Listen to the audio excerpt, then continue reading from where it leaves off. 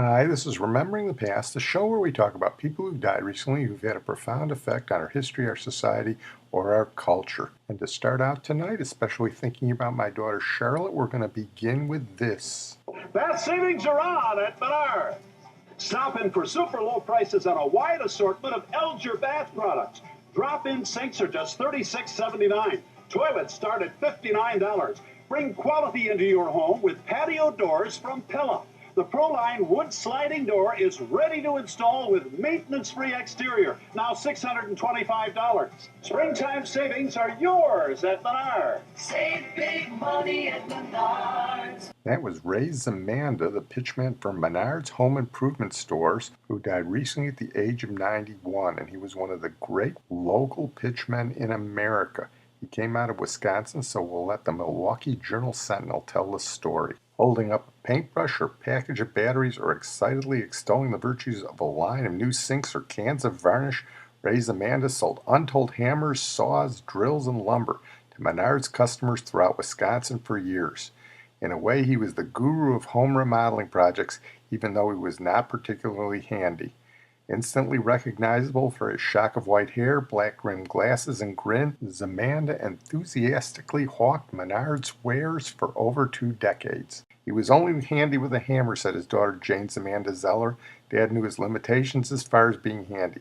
He didn't have a lot of free time, so he did what he could. Szmanda was born in Milwaukee and graduated from Bayview High School in 1944.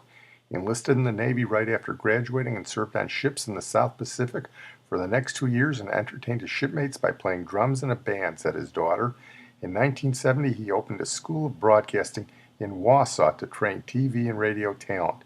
He was working as a freelance broadcast announcer when he answered a call in 1976 for Eau Claire-based Menards. Little did Szmanda know that he would become the face and dulcet voice of the home improvement chain for more than 2 decades. Menards was advertising for a pitchman and he auditioned. It was about as simple as that, said his daughter. Often wearing a royal blue pullover sweater or polo shirt, Szmanda sold tile, bathtubs, lawn equipment, grills, and all sorts of items that flowed through the retail giant's stores. Ray Szmanda remained a steady fixture in our advertising for nearly a quarter century until his retirement in 1998, Menards said in a statement. Still to this day, Ray's friendly, enthusiastic, and fun-loving personality have made a lasting impression on our customers and all of us at Menards. The Menards guy was often recognized even after his retirement, and he cheerfully posed for photos, signed autographs, and chatted with people, said his daughter. As my daughter Charlotte used to say as a little girl, save big money at Menards. Well, we're going to move on and make a brief stop in the 1950s for Gayle Shepherd, who died recently at the age of 81. She was one of the Sheppard sisters, a one-hit wonder group of the 1950s whose signature song was Alone, an instantly recognizable classic that made the Billboard Top 20 in 1957. Here's Gayle Shepherd and her sisters singing Alone on the Patti Page Show, being introduced by Patti Page, whose podcast we've done, I refer you to it, and Johnny Ray, he of the little white cloud that cried and cried. This just screams 1950. You know, Johnny, you started out as such a teenage favorite yourself. I'm sure, and right now we all want to hear the current favorite of the jukebox set. You with me? I've got my dime ready. You have? Save your money, Johnny. We're alive. And they certainly are. The sensational Shepherd sisters with their new Lance bestseller, Alone.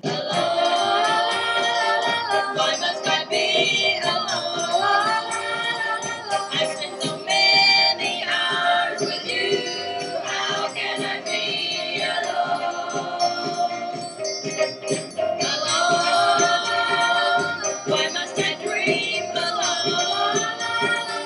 Our dreams were meant for us to share. How can I dream alone? The song was a big hit in England in 1957 as well, went to the top 15. Would have gone higher, but there was a cover version that took away some of its sales. I'll play a little bit of that cover and see if you recognize the singer. Alone, why must I be alone?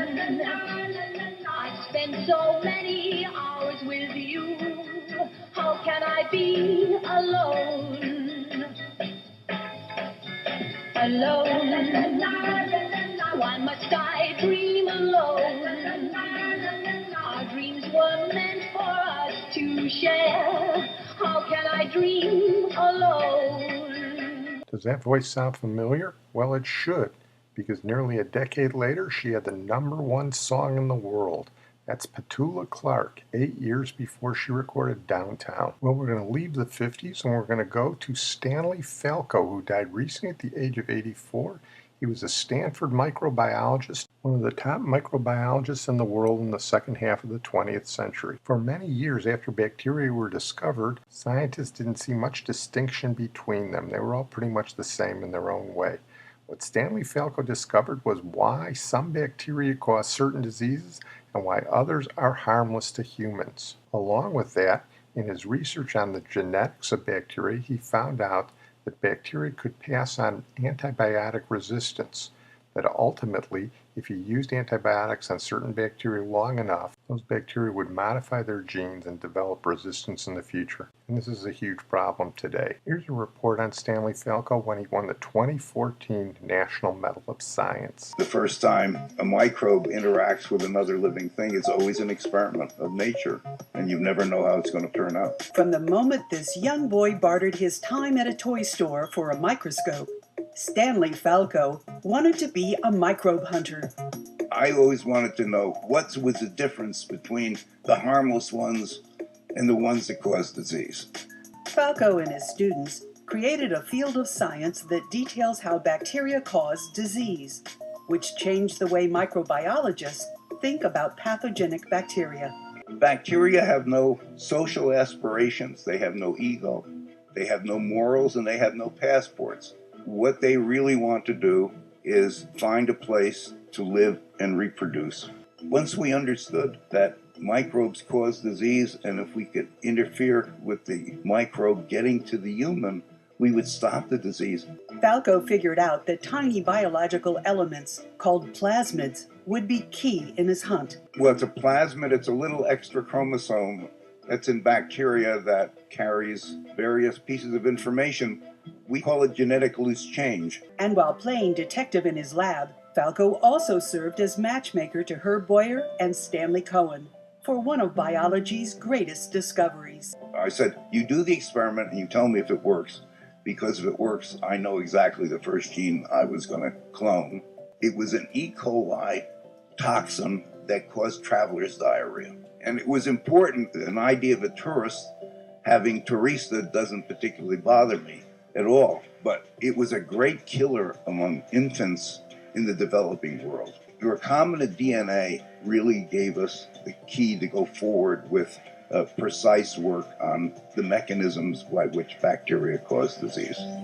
Falco, true to his word, cloned his first gene to understand harmful bacteria and approaches to prevent the diseases they cause. Officially, Falco has stepped away from the rigors of running a lab, but he is still a major presence, teaching and mentoring students on the Stanford campus.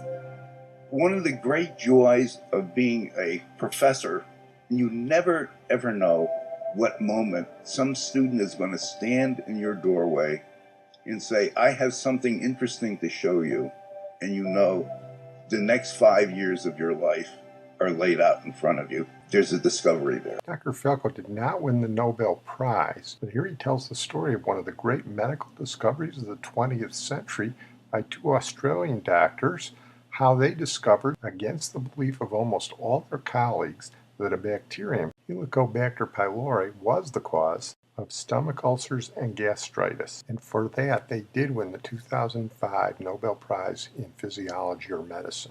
Not everybody believed that it was a stress-related disease. There were 2 scientists in Australia, Barry Marshall and Rob Warren, who did not believe that. Barry Marshall at the time was a gastroenterologist, and he had studied with a microbiologist in Australia who had told him that there were bacteria that you could find in the stomachs of animals. Barry thought that he saw those very same organism, or kind of organism, in the stomachs of humans, but he made the association that he only saw it in the stomachs of people who had gastritis and ulcer disease. Rob Warren, who he worked with in Perth, was a pathologist who concurred in this idea. Barry tried very hard to be able to grow these organisms he could see in culture, and he actually failed. He was so frustrated that he took a holiday and went to a place south of Perth to do a little relaxation, and he forgot the petri dishes that he had streaked with patient's material on the bench. And when he came back after several weeks, lo and behold, there was colonies of bacteria growing on the petri dish. So he took some of these and put them in the microscope, and they looked like the same bacteria he could see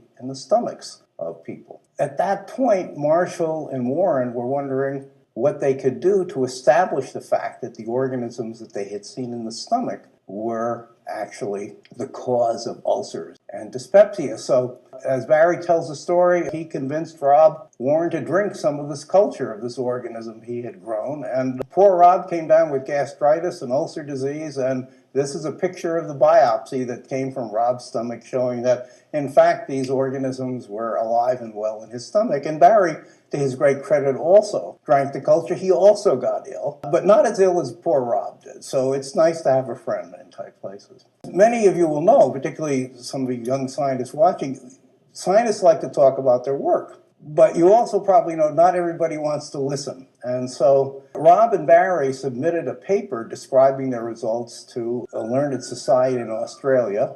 They got a letter back saying that they were sorry that their paper wasn't accepted, but they noted that the number of abstracts they received increased, and 67 were submitted, and they were only able to accept 56. So that was supposed to be something that would relieve them of their anxiety of being refused this thing. In the end, they were right. So Barry Marshall and Rob Warren in 2005 received the Nobel Prize in Physiology and Medicine for the discovery that the bacterium that they found in the stomachs, which they called Helicobacter pylori, played a role in gastritis and peptic ulcer disease. And it all worked out well in the end for them. I want to make a brief mention of Captain Ernest Medina, who died recently at the age of 81. He was the American Army captain who was accused of overall responsibility for the murder of unarmed South Vietnamese men, women, and children by American troops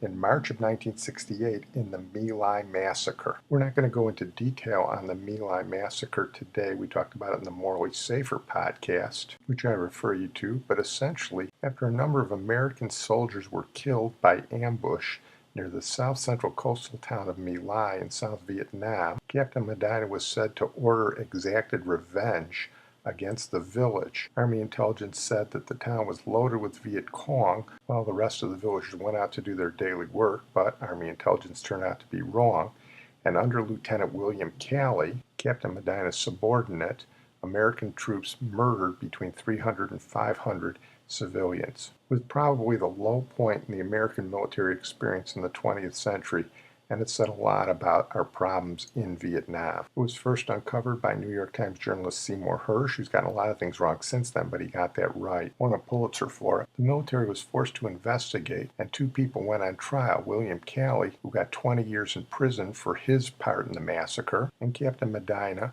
who was defended by F. Lee Bailey and was exonerated, saying he was unaware of what exactly was going on the ground. Maybe he did know, maybe he didn't. We're probably never going to know the exact details of the My Lai massacre. And while William Calley is still alive, a lot of those secrets go to the grave with Captain Ernest Medina. Well, I'm going to close on that note. I want to thank my producer and IT genius, Sid Tepps. We did a one-hit wonder a little earlier in the show, and we're going to close with another one-hit wonder, Abraham Reichstadt, better known as Abi Ofarim, who died recently at the age of 80. He was born in what is now Israel, and in 1968, with his then-wife, Esther Ofarim, they recorded a song that became #1 in the world. Rock and roll was going through a lot of changes in the mid-1960s. And one of the things that was going on was a throwback to songs that sounded like they'd been recorded in the 20s. Songs like Winchester Cathedral. Abi and Esther Ofarim capitalized on this with the 1968 song Cinderella Rockafella. You're the